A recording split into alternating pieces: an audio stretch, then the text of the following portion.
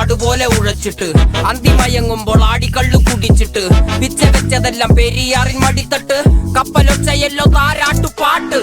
ആര് കാണുവാൻ അടങ്ങിയങ്ങ് ജീവിച്ചിട്ട് കണ്ണുനീര് പൂട്ടിയല്ലോ കൂച്ചി വിലങ്ങിട്ട് തുച്ഛ ജീവിതത്തിൽ ആശയെല്ലാം നിർത്തിയിട്ട് ഒടുക്കം മരിക്കുമ്പോൾ 6 അടി മണ്ണ് സ്വത്ത് പിടിച്ചതല്ല പുലിവാൽ